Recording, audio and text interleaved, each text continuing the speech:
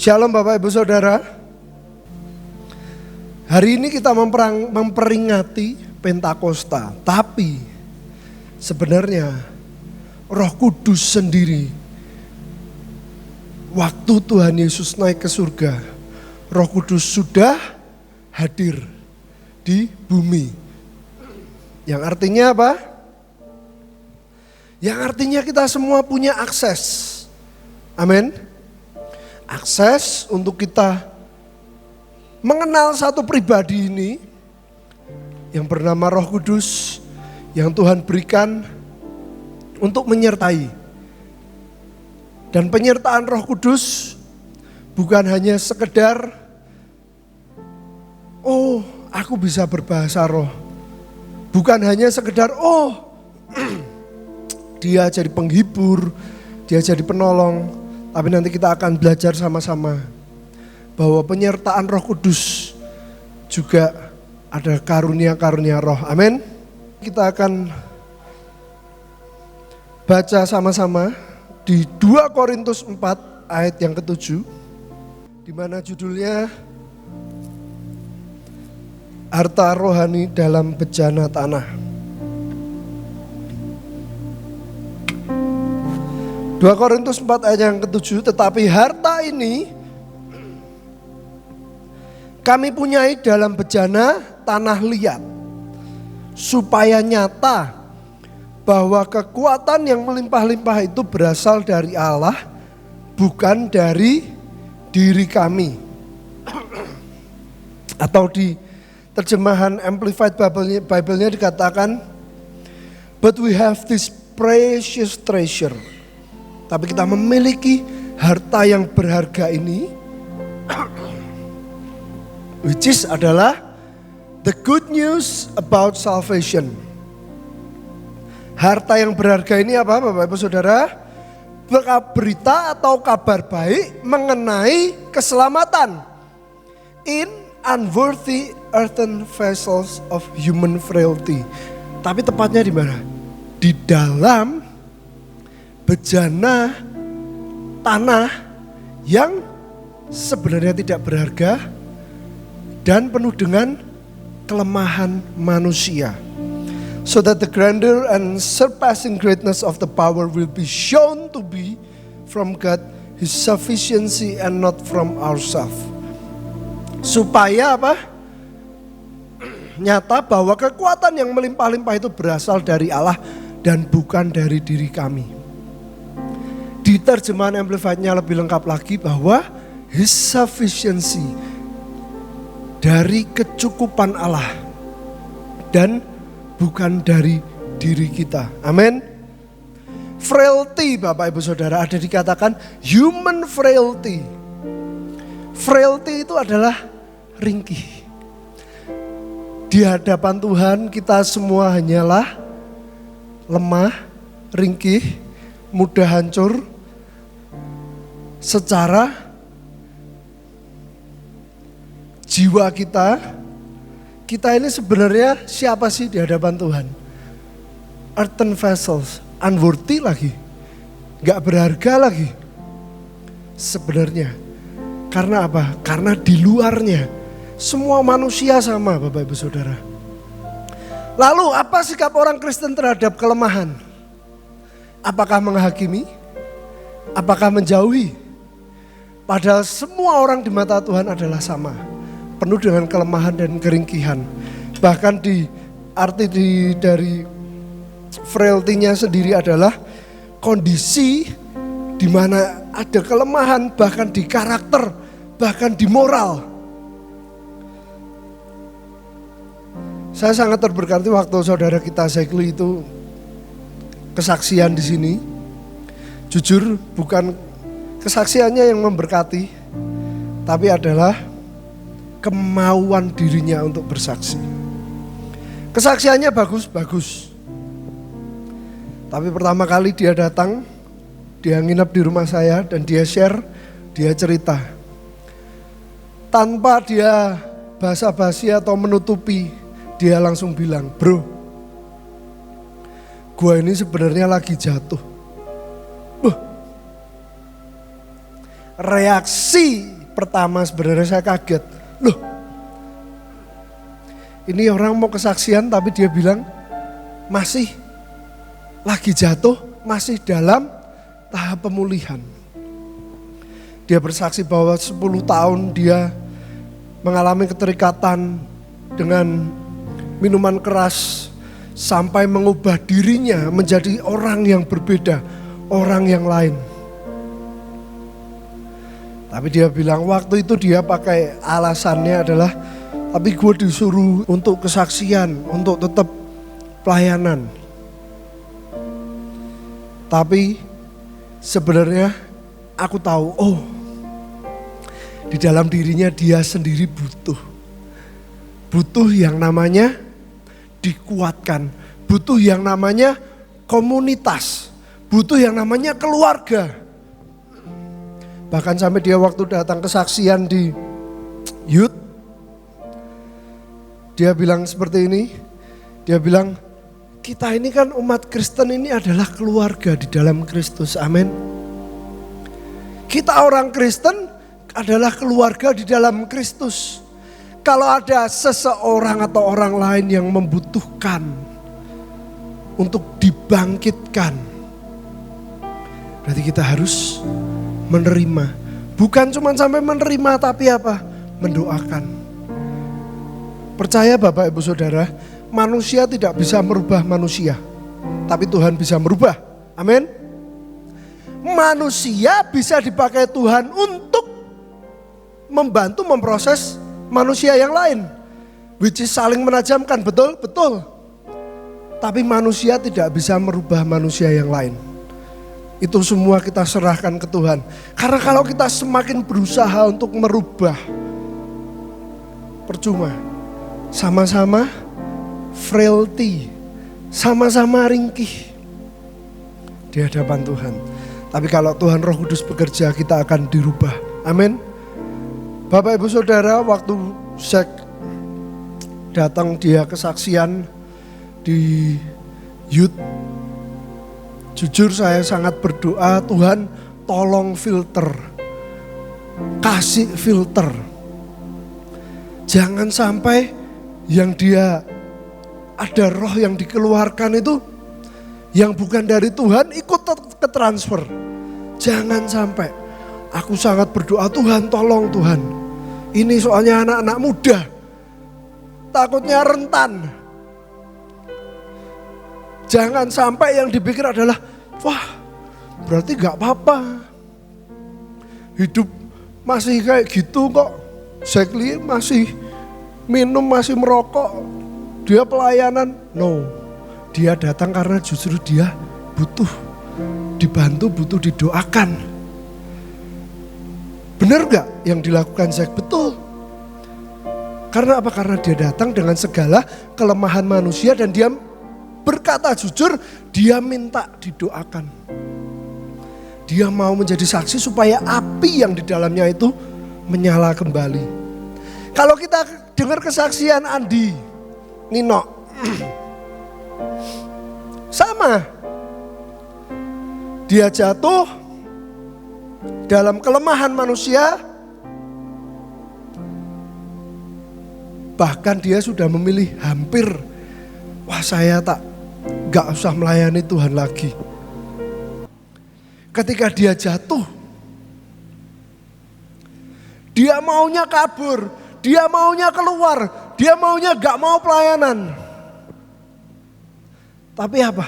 Karena ada penerimaan dari Ibu Gembala yang berkata, no, ayo kamu justru bangkit, kamu justru layani Tuhan. Mungkin orang hakimi, tapi kembali lagi, toh kita sama di hadapan. Dia takut secara manusia. Secara manusia dia merasa bahwa aku gak mau lah. Nanti apa kata orang-orang? Nanti pasti aku dihakimi. Ini kok Shekinah kok kayak gini. Apa kata orang, apa yang jadi gosip di luar sana? Tapi siapa kita untuk menghakimi kalau kita sama-sama frailty-nya? Lalu apa sebenarnya kuncinya yang membedakan. Bapak Ibu Saudara, sekitar 2014 saya pernah mengalami kejatuhan secara rohani itu paling down seumur hidupku. Aku kepahitan sangat pahit dengan salah satu hamba Tuhan. Saya pernah saksikan hal ini. Tapi di hari itu, ketika saya dengan penuh pahit dan penuh kebencian itu, saya bertemu dengan orang tua saya. Saya ceritakan kejadian yang sebenarnya seperti ini. Apa yang mereka bilang? Kami percaya sama apa yang kamu bilang. Dan kami masih menerimamu apa adanya. Ayo. Bahkan aku masih diminta untuk melayani. Padahal hatiku pahit, hatiku dendam. Kalau saya dulu berpikir bahwa satu kali yang akan ngancurin orang itu dan tempat itu. Kalau ada yang mau menghancurkan, saya akan ikut menghancurkan. Saking pahitnya, saking dendamnya. Tapi ada penerimaan dari orang tua. Dan di situ mengubahkan hatiku.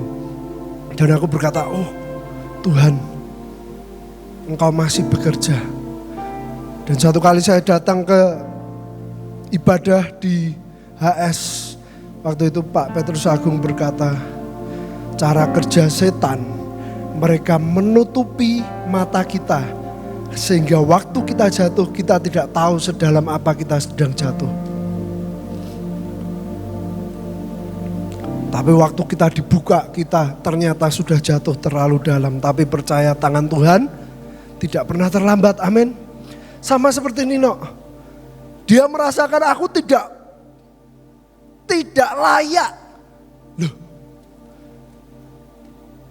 Alkitab katakan memang kita ini tidak layak.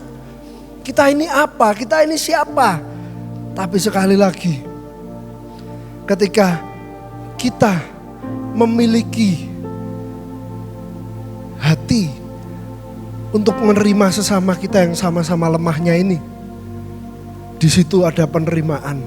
Di situ akan mengubah seseorang bahwa apa? Tuhan mengasihi sama. Amin. Walaupun di tengah kelemahan kita, tapi Tuhan sama-sama mengasihi. Tuhan pengen di akhir zaman ini kita terus jalan membawa harta yang sangat berharga ini. Good news about salvation. Wong kita sudah ditebus. Wong kita sudah mengalami kebangkitan secara rohani. Amin. Nah, harta rohani ini artinya kita harus bawa, kita harus kuatkan terus. Kenapa sih perlunya kita setiap hari ketemu sama Tuhan? Kenapa sih perlunya kita tiap hari baca Alkitab? Supaya vessel kita ini loh, itu diisi oleh roh yang dari Tuhan. Amin. Ada makanan yang dari Tuhan. Lakukan pekerjaan Allah. Kami barusan pergi ke Gunung Hermon, itu desa. Kami pergi ke sana. Luar biasa Bapak Ibu Saudara, kesaksian mereka sangat memberkati kami. Kami pergi ke sana, semakin kami mendengarkan mereka, semakin kami diberkati. Ada 1-2 orang yang bersaksi, bercerita, kok hari-hari ini ada orang-orang dari luar kota sakit, muntah darah, berak darah, telepon nyari salah satu orang ini, bilang apa? Doakan, non Kristen tapi minta didoakan. Akhirnya didoakan, Tuhan Yesus sembuhkan. Bapak Ibu Saudara, Roh Kudus itu masih bekerja, amin. Di tengah-tengah kita dia masih bekerja. Namanya manusia tapi Memang betul manusia ini penuh dengan kelemahan. Waktu kami ke sana, kami ngobrol, Pak Kefas bilang, gimana? 2 minggu lalu sudah dapat dari Tuhan kan buat kelilingi desa. Sudah dilakukan apa belum? Katanya salah satu bapak-bapak ini, ada bapak-bapak, bapak ibu saudara, dia bilang, wah belum Pak. Loh, lah kenapa? Wedi. Loh, lah kok wedi katanya? Karena bapak ibu saudara rupanya di tetangganya ada yang anaknya baru saja meninggal. Jadi setelah kecelakaan sempat dilarikan ke rumah sakit, ternyata tidak ketolong. Ternyata meninggal. Loh, lah kok wedi kenapa? Ini kok atmosfernya kurang enak. Ternyata Bapak Ibu Saudara dia bilang, aduh wedi Pak, aku ketok-ketoken. Bocahe katanya bocah ini sering kelihatan soalnya tiap hari. Jadi kalau mau doling katanya takut ketok-ketoken. Lalu kami ceritakan, kami share, Pak Kefas bilang, no, jangan takut, ada roh yang lebih besar. Amin. Roh itu Bapak Ibu Saudara itu yang menjaga. Yang membedakan kita dengan dunia. Apa? Ada roh yang lebih besar di dalam kita. Dunia, orang lain sama-sama human, sama-sama frailty. Sama-sama lemahnya.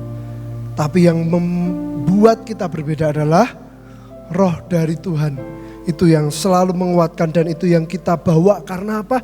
Karena kita sudah ditebus. Amin. 2 Korintus 4 ayat yang ketiga. Jika Injil yang kami beritakan masih tertutup juga, maka ia tertutup untuk mereka yang akan binasa. Maksudnya apa? 2 Korintus 4 ayat 4 sampai 6. Yaitu orang-orang yang tidak percaya, yang pikirannya telah dibutakan oleh ilah zaman ini, sehingga mereka tidak melihat cahaya Injil tentang kemuliaan Kristus, yang adalah gambaran Allah. Sebab bukan diri kami yang kami beritakan, tetapi Yesus Kristus sebagai Tuhan, dan diri kami sebagai hamba-Mu karena kehendak Yesus. Sebab Allah yang telah berfirman, dari dalam gelap akan terbit terang. Ia juga yang membuat terangnya bercahaya di dalam hati kita, supaya kita beroleh terang dari pengetahuan tentang kemuliaan Allah yang nampak pada wajah Kristus. Sangat menarik Bapak Ibu Saudara. Jadi banyak orang yang tidak percaya. Mereka menuju ke kebinasaan. Tapi kenapa? Loh, kenapa? Kok aku sudah bersaksi, tapi kok orang lain tetap seperti itu ya? Kok masih tidak mau menerima ya? Ingat, Alkitab katakan pikirannya telah dibutakan oleh ilah zaman ini. Kalau di dalam terjemahan bahasa Inggrisnya dikatakan bahwa ilah zaman ini adalah gods of the world. Artinya apa? Ilah-ilah, Tuhan-Tuhan yang ada di dunia ini. Mereka gak bisa lihat cahaya Injil. Sedangkan kita kemana-mana bawa roh Injil ini, kita bawa kekuatan dari Injil, kita bawa kemana-mana, kita saksikan pada semua orang bahwa apa? Ada Tuhan Yesus yang sangat mencintai kamu, mencintai aku, mencintai kita. Ada kekuatan, ada harta yang kita bawa untuk semua orang bisa nikmati dan rasakan, tapi mereka selama ini dibutakan. Kenapa sih Bapak Ibu Saudara kok kalau pergi menginjil, pergi pelayanan ke satu tempat, kenapa kok harus ada pendoa? Kenapa kok kita harus berdoa? Kenapa kok kita bawa pendoa? supaya roh-roh yang membutakan ini disingkirkan terlebih dahulu. Karena apa? Karena mereka ini kasihan, seringkali mereka tidak sadar, tidak mengerti bahwa mereka sedang dibutakan oleh ilah zaman ini. Tapi Tuhan Yesus berkata, dari dalam gelap akan terbit terang. Dan cahaya Tuhan ini akan cukup kuat untuk mengubah hati. Amin. Karena apa? Karena kita hanya manusia biasa. Tapi karena ada cahaya yang kita refleksikan, cahaya Kristus itu yang akan membuka. Supaya apa? Supaya hatinya diterangi oleh kemuliaan Allah. Dan di situ kita mendapatkan pengetahuan tentang kemuliaan Allah yang nampak pada wajah Kristus. Selama ini mereka tidak bisa melihat, Bapak Ibu Saudara. Mereka dibutakan, gak lihat. Tapi waktu kita datang dan kita bawa cahaya itu, harta itu di dalam hidup kita yang sama-sama lemah. Aku sama-sama lemahnya kok sama kamu. Tapi tahu enggak? Ada roh yang lebih kuat. Dia yang menyelamatkan. Dia yang menebus dosa kita. Amin. Ilah-ilah zaman ini mereka dibutakan oleh pekerjaan si jahat. Ini saya berikan contoh, kalau dari zaman ke zaman sebenarnya ada ilah-ilah. Yang pertama adalah kebenaran diri sendiri. Ini mengerikan Bapak Ibu Saudara. Karena apa?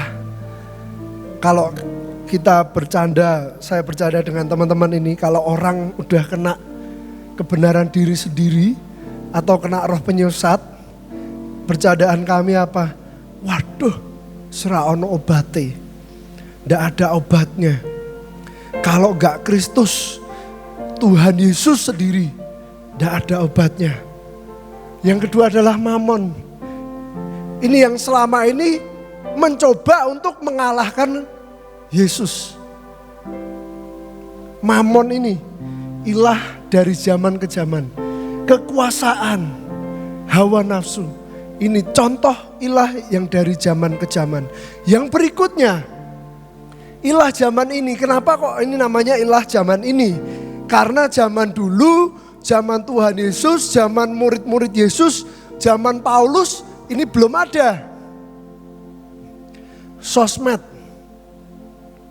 entertainment, teknologi, pengajaran baru atau ideologi baru ini sangat mengerikan, lagi dipakai oleh si jahat untuk merusak anak-anak Tuhan. Bapak Ibu Saudara tahu, zaman sekarang sangat mudah. Kalau orang sudah punya platform, sudah punya follower ratusan ribu, dan dia mencoba untuk membawa ideologi-ideologi, pengajaran-pengajaran baru, dia pakai sosmed, dia pakai teknologi, dia bawa ke Indonesia, dia perkenalkan sebuah ideologi yang baru. Sempat viral juga Bapak Ibu Saudara di sosmed. Semua gereja membahas tentang Kristen progresif. Semua gereja membahas. Hati-hati Bapak Ibu Saudara. Ini bisa dipakai oleh si jahat. Kita harus menyaring. Amin.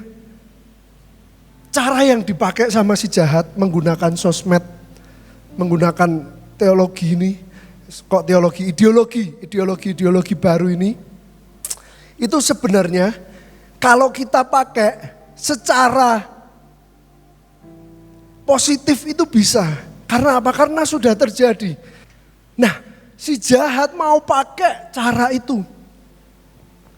Ideologi modernisasi dari luar diambil.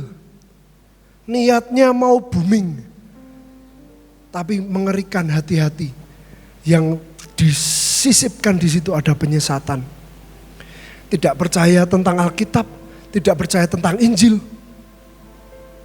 Padahal kita ini loh, bukan apa-apa kalau kita nggak punya Injil. Alkitab tadi katakan kita hanya apa? Bejana tanah liat yang mudah hancur. Jadi Bapak Ibu Saudara, ini kita harus bisa memfilter, membatasi, jangan sampai hal-hal ini masuk menjadi sebuah kebiasaan yang buruk. Saya cerita sedikit waktu saya pulang dari Jepang. Saya ada salah paham dengan istri. Salah pahamnya wajar gak? Salah paham di dalam keluarga suami istri menurut saya wajar. Apalagi pasangan baru menikah. Orang yang sudah bertahun-tahun menikah aja masih salah paham. Pak Jeffrey Rahmat waktu di pernikahan saudara kami Stephen, dia berkata, saya sudah menikah dengan istri saya 20 sekian tahun, tapi sampai sekarang pun saya belum mengenal istri saya seutuhnya, sepenuhnya. Artinya apa? Kita sama-sama manusia, sama-sama lemah. Tapi waktu itu Bapak Ibu Saudara yang terjadi menurut saya setelah kejadian salah paham di depan umum, di depan publik, seperti drama Korea. Saya jujur bukan fans drama Korea, tapi istri saya sangat suka Bapak Ibu Saudara. Dan rupanya dari kecil dia ini kalau ditemani oleh susternya, ikut susternya nontonnya apa? Drama sinetron. Sinetron jadinya sampai besar pun sangat suka drama Korea. Ya. Salah enggak salah Bapak Ibu Saudara. Nontonnya enggak salah. Tapi ingat, jangan sampai itu menyusup. Kenapa saya bilang menyusup? Setelah kami berantem kejar-kejaran kayak film India, campur Korea, di parkiran kami ribut. Wah, orang-orang lihat, satpam bengong. Menurut saya, Tuhan, iki kok kayak film Korea ya? Ini kok kayak film Korea, kenapa sih kok kayak gini gitu loh. Lalu kami berdoa Bapak Ibu Saudara. Dan di situ kami patahkan, benar-benar patahkan roh-roh yang terlalu drama. Dia memang begitu orangnya. Ya sudah, aku pergi saja. Itu mengerikan Bapak Ibu Saudara. Larilah aku ke parkiran. Aku mau pulang saja. Tapi ternyata kunci mobilnya dititipin ke Pak Satpam. Jadinya satpamnya bingung. Loh iki wong gelut. Meh balik. Kuncinya tapi di vale. Jadi yang bawa kunci Pak Satpam masih di sana. Kitanya lari ke parkiran. Gak bawa kunci, gak bawa apa-apa. Aku bilang Tuhan iki kok koyo wong tadi bodohi ya sama si jahat ya. Bapak Ibu Saudara hati-hati. Roh itu bisa menyusup. Tertanam di bawah alam bawah sadar. Jadi kita rasakan bahwa, kok kayak gini, ini mah udah lebih ngawur ini gak normal, ini lebih dari drama Korea ini. Ngawur ini. Di situ baru kita tahu, hal seperti ini tidak boleh dinormalisasi. Betul bisa terjadi salah paham, tapi langsung cari akarnya. Langsung berdoa, langsung sama-sama. Seperti yang Pak Adi Sutanto bilang, ayo belajar. Wong pasangan kita ini sama-sama orang berdosa. Di situ kita berdoa, ya udah Tuhan. Langsung kita memutuskan puasa drama. Sekarang kalau istri saya mau nonton drama, kita sortir dan kita tonton bersama. Jadi lebih romantis. Amin. Nah, Bapak Ibu Saudara, kalau kita lihat di sini, Tuhan mau menyinari hati supaya terjadi pembaharuan pada pikiran manusia yang dibutakan. Nah, hati-hati. Ilah-ilah itu bisa membutakan. ilah-ilah zaman ini bisa dipakai si jahat untuk membutakan, menutupi, kita gak bisa lihat.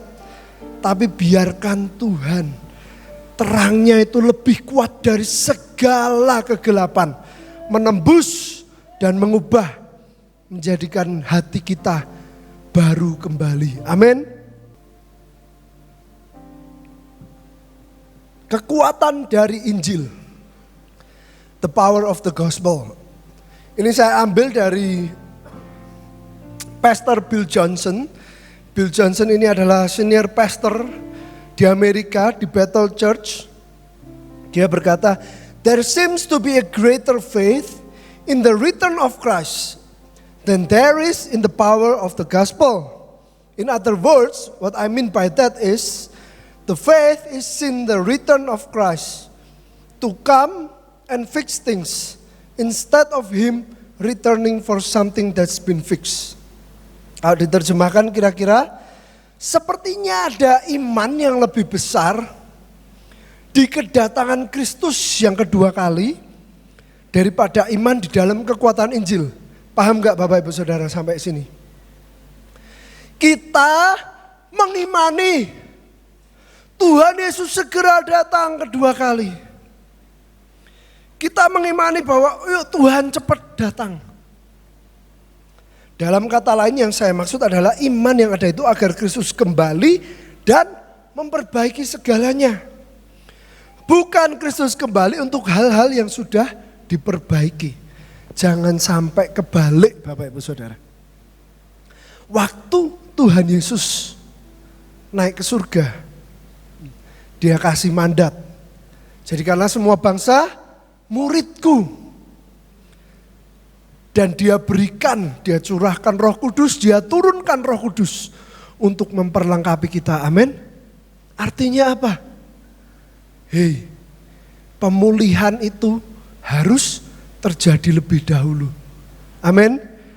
Nah, di Kisah Para Rasul 3 ayat yang ke-21, di sini ada kata pemulihan. Kristus itu harus tinggal di surga sampai waktu pemulihan segala sesuatu. Seperti yang difirmankan Allah dengan perantara nabi-nabinya yang kudus di zaman dahulu. Nah, kata pemulihan di sini, ini perjanjian baru Bapak Ibu Saudara, itu adalah apokatastasis, yang artinya restoration. Ini dalam bahasa Greek atau Yunani. Apokatastasis ini bukan alpokat ya. Ini Bapak Ibu Saudara pemulihan yang berarti memulihkan kepada teokrasi atau sebuah kepemimpinan oleh Yesus sendiri. Satu, yang kedua,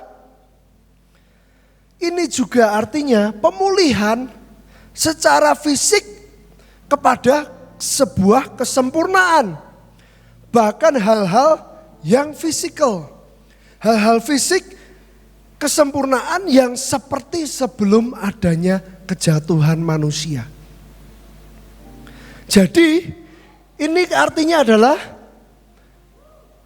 waktu Tuhan datang yang kedua kali, Dia tinggal memulihkan semua menjadi sempurna seperti sebelum kejatuhan manusia. Tapi Kitab Yoel katakan, aku akan memulihkan kepadamu tahun-tahun yang hasilnya dimakan habis oleh belalang pidahan, belalang pelompat, belalang pelahap, belalang pengerip, tentaraku yang besar akan kukirim ke antara kamu. Di Yoel 2, kata memulihkan di sini dalam bahasa aslinya adalah shalom. Dulu Bapak Ibu Saudara saya pernah belajar untuk membaca aksara Ibrani. Bahasa Ibrani ini dulu saya pernah belajar membaca.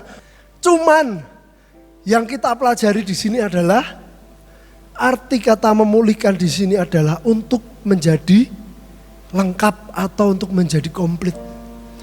To make whole, to make whole or good. Untuk restore, untuk mengembalikan hal-hal yang sudah hilang. Jadi sebenarnya Bapak Ibu Saudara, shalom ini yang harus sekarang ini kita kejar, kita lakukan. Amin. Dengan apa? Dengan yang pertama kita bawa Injil. Ada kekuatan dari Injil.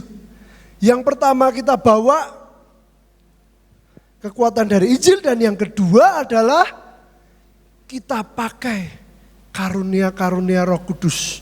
Karena Tuhan sudah kasih, Tuhan sudah curahkan. Amin. Nah, jadi kira-kira nubuatan kitab Yoel ada di Perjanjian Lama. Nah, di tengah-tengahnya Yesus datang ke dunia, baru muncul yang namanya Injil. Karena apa? Karena Tuhan Yesus mati di kayu salib menebus. Lalu Yesus bangkit kembali ke surga. Nah, di sini baru Tuhan berkata, jadikanlah semua bangsa muridku. Yang berikutnya, pencurahan Roh Kudus. Tuhan perlengkapi waktu itu murid-muridnya dengan karunia-karunia roh. Bahkan Paulus berkata ada 9 karunia-karunia roh. Kita punya Injil, kita sudah pegang mandat, kita sudah terima pencurahan Roh Kudus. Dan ini tugas kita Bapak Ibu Saudara di sini. Sebelum kedatangan Kristus kedua kali, Tuhan mau lakukan shalom tadi. Shalom itu di sini.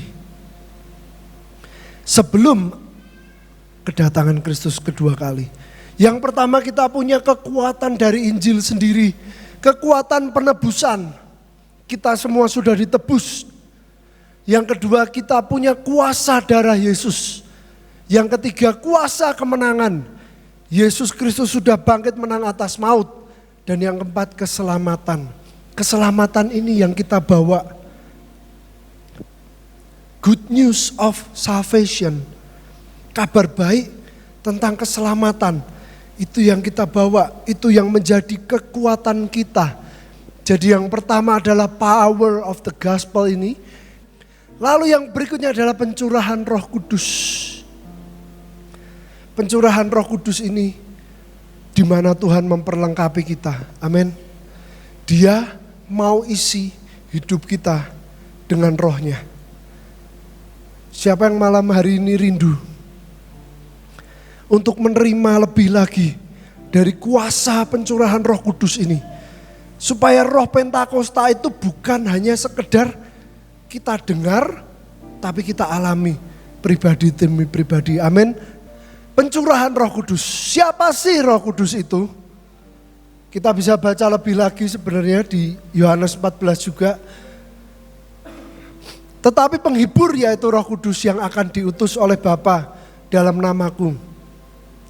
Dialah yang akan mengajarkan segala sesuatu kepadamu dan akan mengingatkan kamu akan semua yang telah kukatakan kepadamu. Jadi salah satunya kalau kita mengenal Roh Kudus dan kita mengalami, merasakan kuasanya di dalam hidup kita adalah Dia mengajarkan, Dia menghibur, Dia mengingatkan. Kita sudah baca Alkitab, kita diingatkan lagi oleh Tuhan. Oh ini loh, kamu kan udah baca. Alkitab katakan seperti ini, seperti ini. Waktu kita menghadapi masalah, Roh Kudus juga yang mengingatkan. Amin. Dia yang menghibur. Lalu yang berikutnya ciri-cirinya kepenuhan Roh Kudus.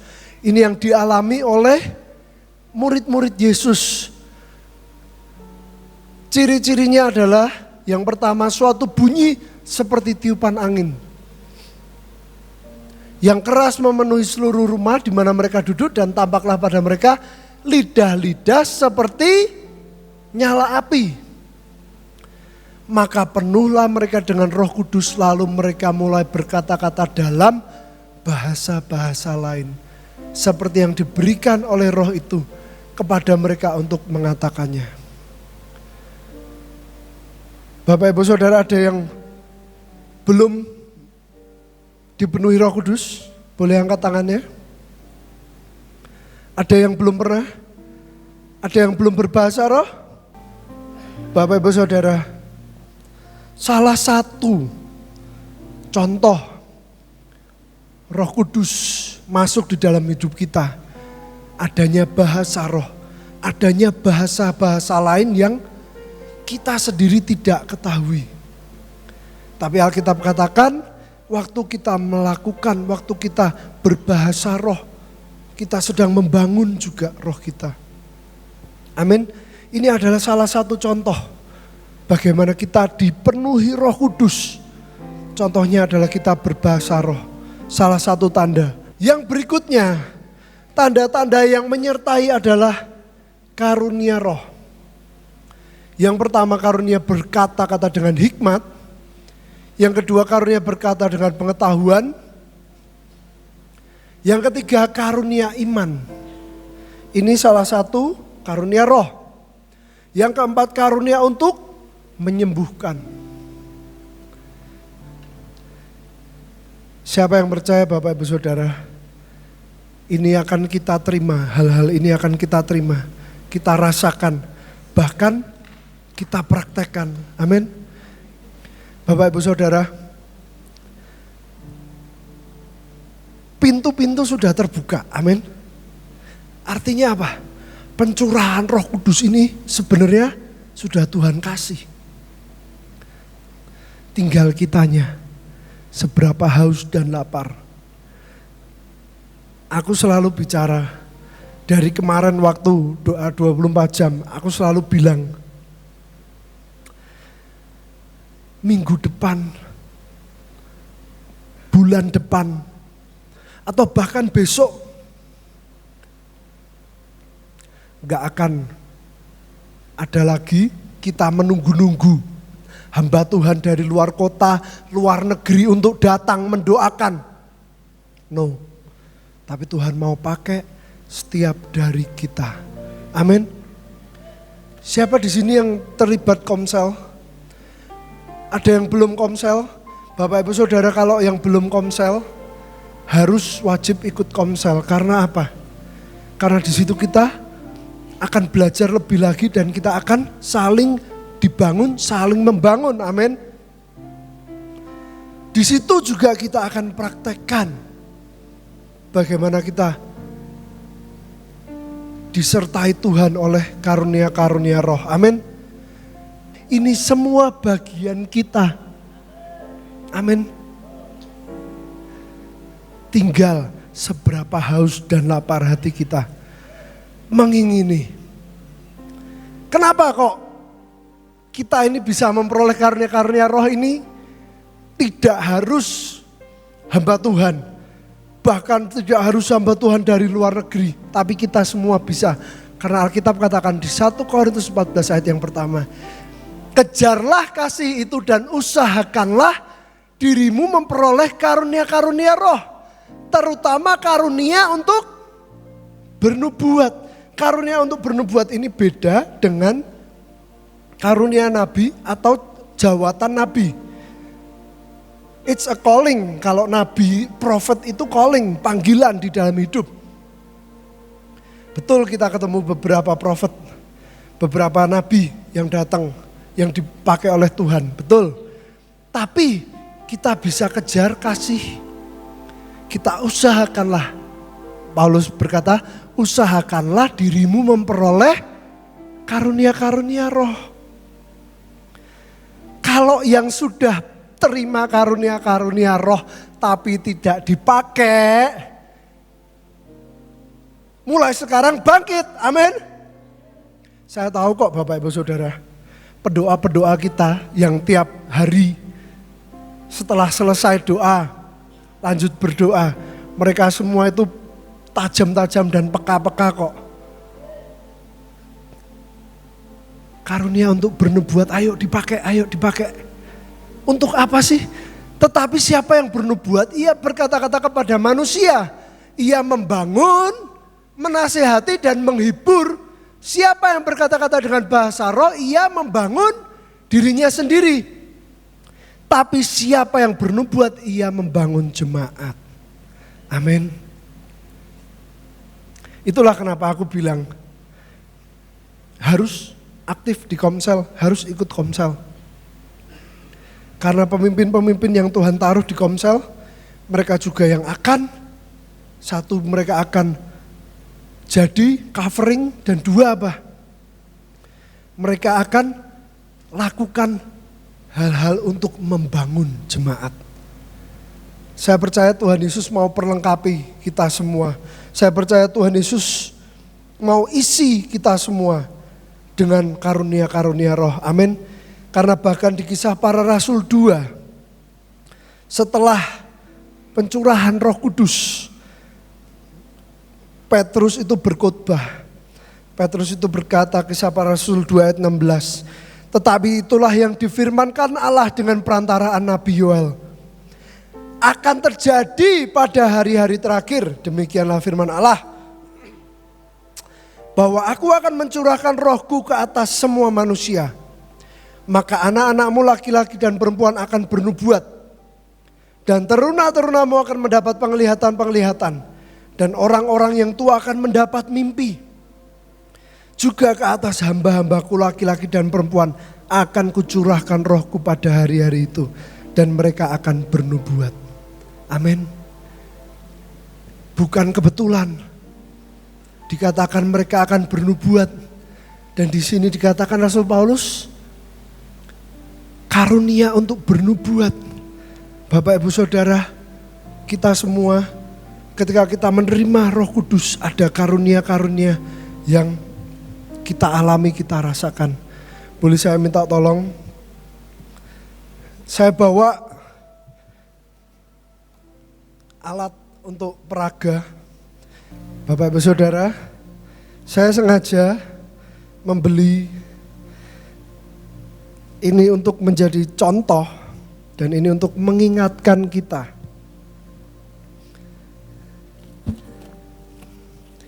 Di sini saya punya beberapa pot atau bejana tanah liat. Mungkin kita di hadapan Tuhan seperti ini. Sama, kita sudah dibentuk, mungkin masih ukurannya kecil ya, small, tapi Tuhan tetap buat kita indah, amin.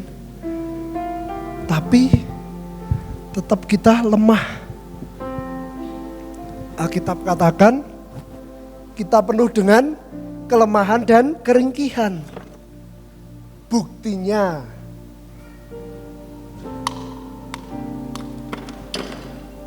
sangat mudah hancur.